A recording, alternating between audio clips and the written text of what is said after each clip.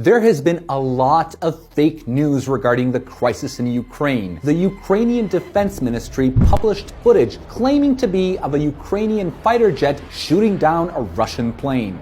But some Twitter users realized that this footage was actually created in a video game called Digital Combat Simulator World, developed by Eagle Dynamics and originally posted as a YouTube video, as confirmed by Reuters. And this is just the tip of the iceberg when it comes to social media disinformation about Ukraine. So let's look at a few examples. US Congressman Adam Kinzinger tweeted about the so-called Ghost of Kiev, the Ukrainian ace fighter pilot who allegedly downed 6 Russian jets, or as Kinzinger put it, owned the Russian Air Force. Kinzinger wished the pilot, who identified as Samuel Hyde, Godspeed and more kills, without checking the picture that showed American comedian Sam Hyde pretending to be a pilot. Needless to say, he's not. And then there's BBC Breakfast using this footage of what they said was Russia's invasion of Ukraine.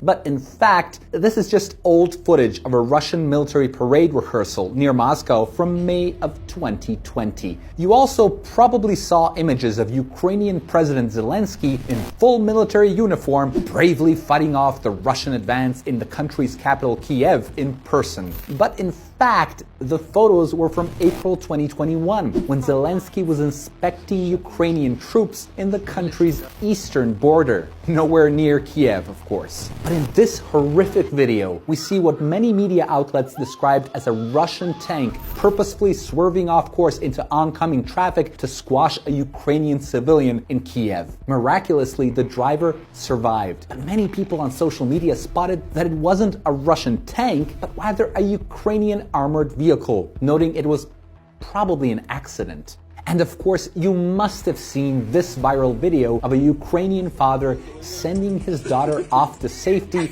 as he stays to fight Russia after Russian forces entered Ukraine.